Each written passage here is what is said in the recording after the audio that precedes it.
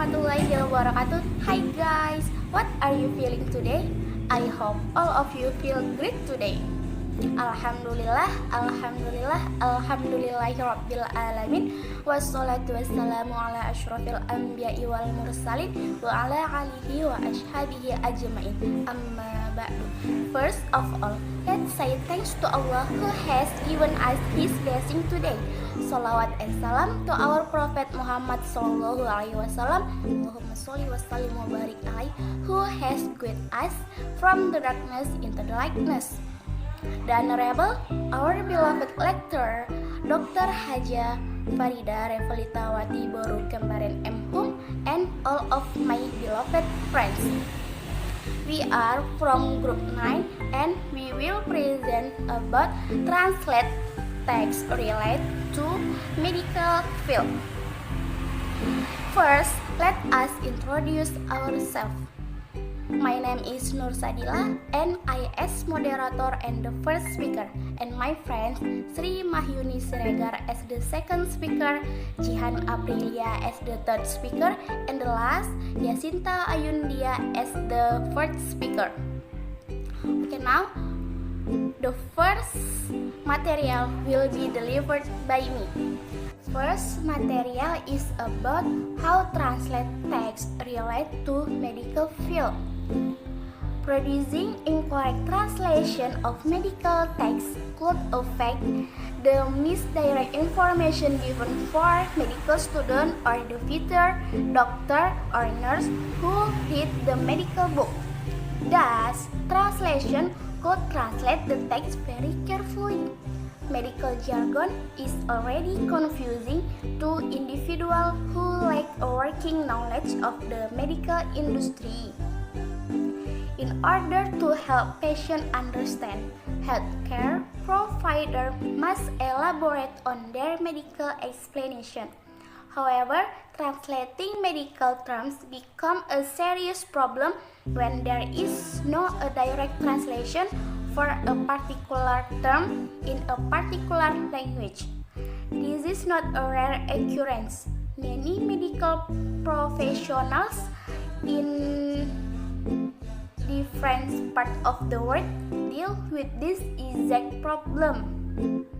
Medical translation companies break the communication gap and help ensure that the meanings of important medical terms are not lost in translation.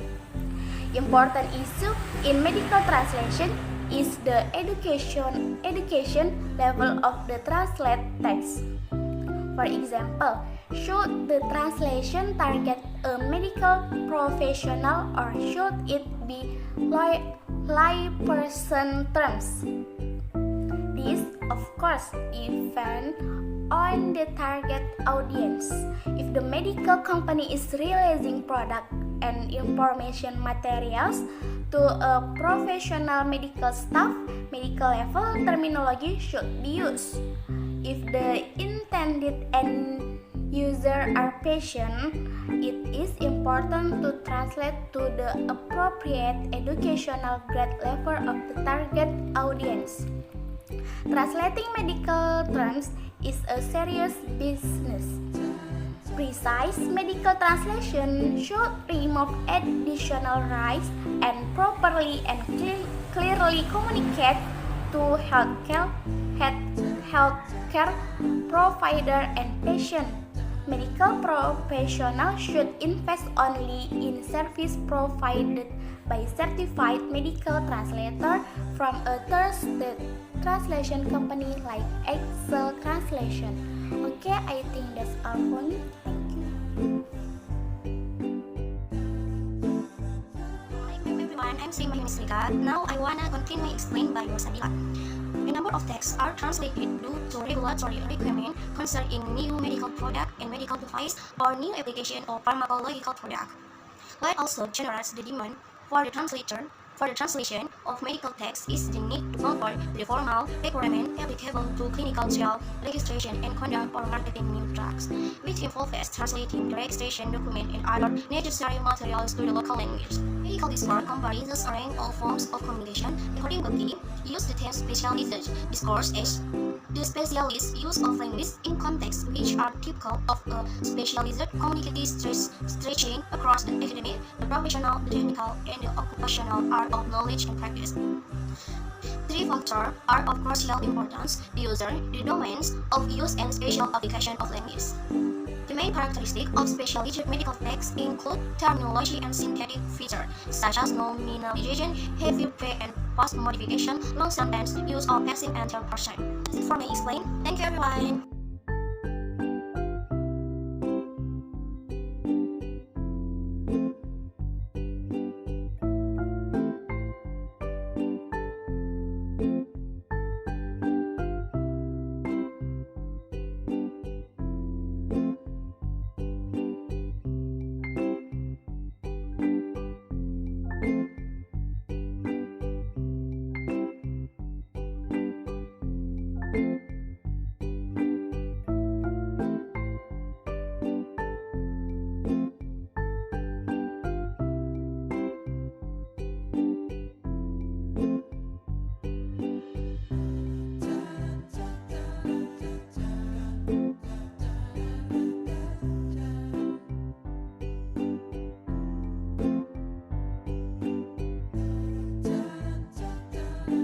Assalamualaikum warahmatullahi wabarakatuh.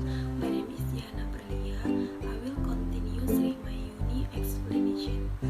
Okay, now we're talking about specific terms related to medical field. Following are specific medical terms in English and it is translations in Indonesia.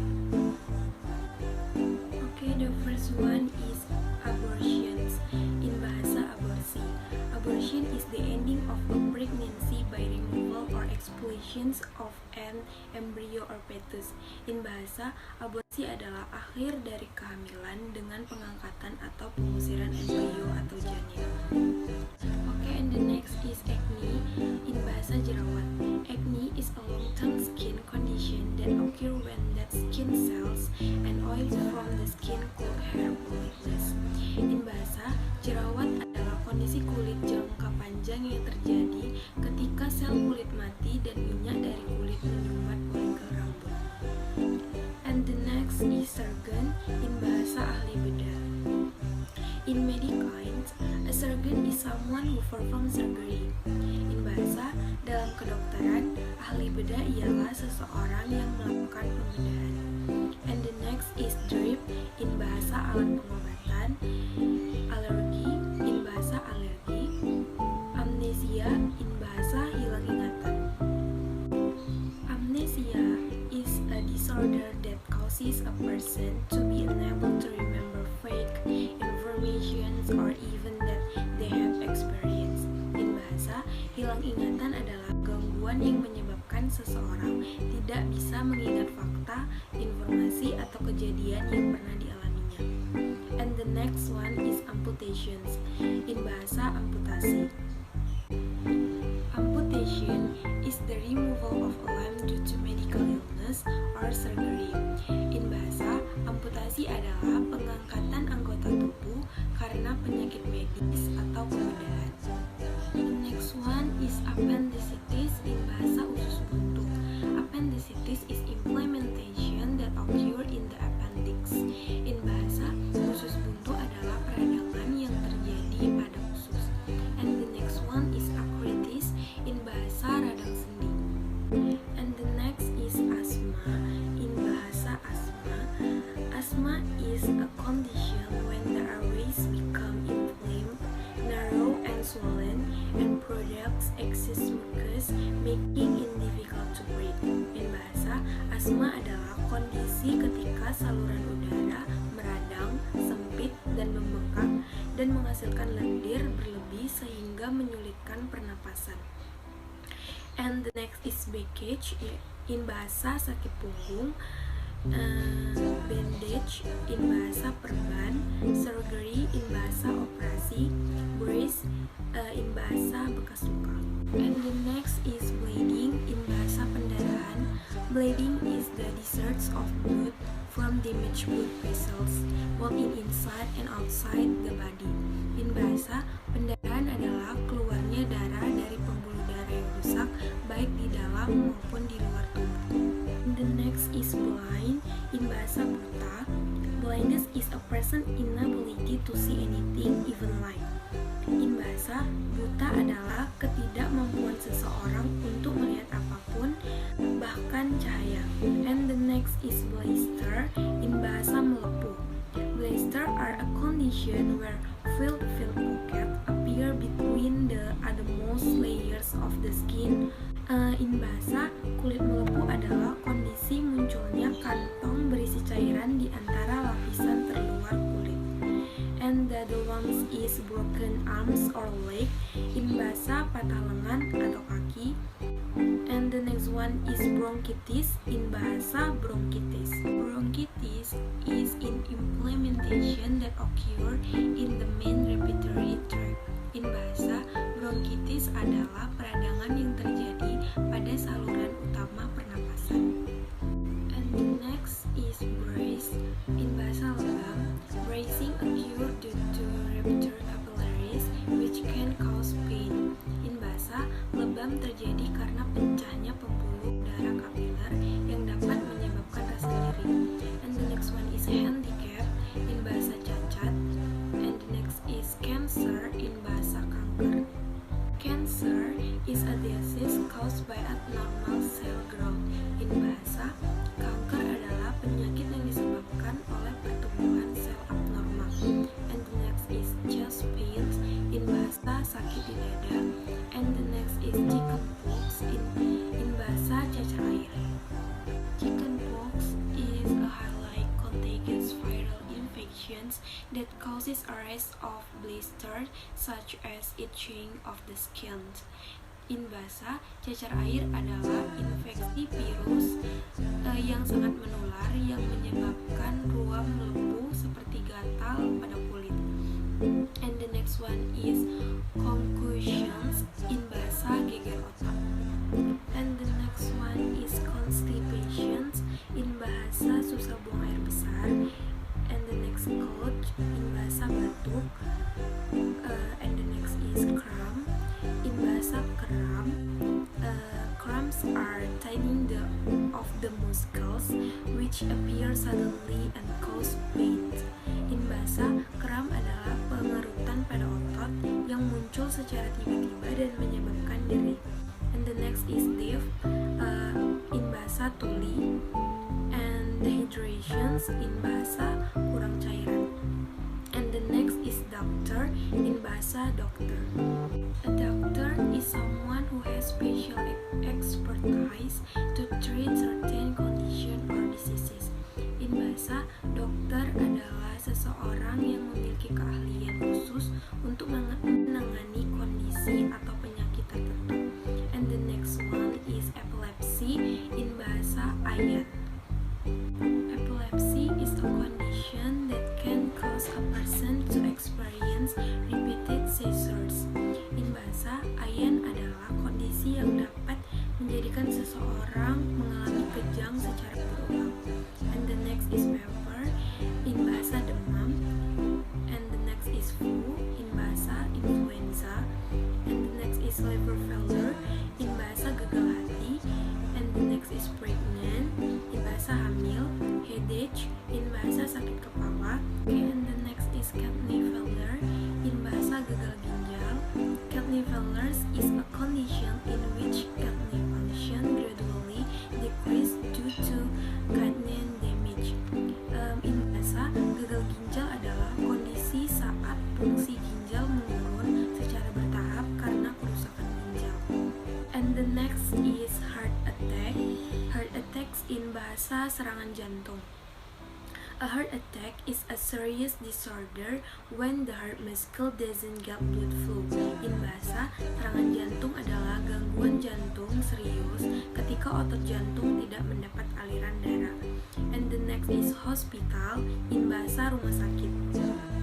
A hospital is a professional health institution whose services are provided by doctor and health workers. In bahasa, rumah sakit adalah sebuah institusi perawatan kesehatan profesional yang pelayanannya disediakan oleh dokter, perawat, dan tenaga ahli kesehatan lainnya.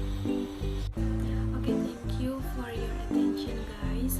I hope you can get the point from my explanations, and my explanation will continue delivered by Yasinta Ayundia.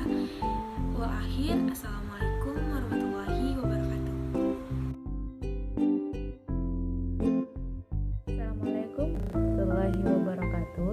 Hello everybody, I am Yasinta Ayundia Hrp. I wanna continue the explanation by Zihan Aprilia about specific terms related to medical field. Okay class, still many specific terms related to medical field like hypertension. In bahasa, hypertension is tekanan darah tinggi. What is the meaning of hypertension? Hypertension is blood pressure or heart rate that is higher than normal due to narrowing of the blood vessels. Okay, after hypertension, there is cataract. In bahasa, cataract is cataract. What is the meaning of cataract? Cataract is clouding of the eyepiece. Okay, next, there is blindness. Blindness in bahasa kebutaan. Blindness is unable to see because the damaged eyes.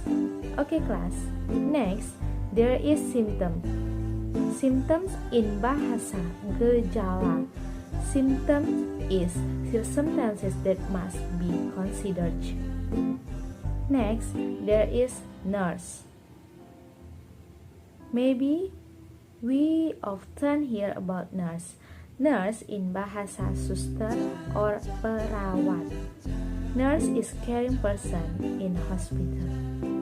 Okay class, still many terms related between translation and medical field like temperature, suhu tubuh, blood test, tes darah, sick in bahasa sakit, headache, sakit kepala, sore throat, sakit tenggorokan, spesialis, stomach ache, sakit perut, sick, sakit, and then waiting room, ruang tunggu. Next, hospital bed, kamar tidur rumah sakit. Next, there is injection, suntikan, rest, istirahat. Okay class, I think enough for explanation about specific terms related to medical field. I'm sure we ever heard some words that related between translation and medical field. I hope you get the important point from my explanation, and thank you for your attention. Thank you for watching this video. See you next time. Bye bye. Assalamualaikum warahmatullahi wabarakatuh.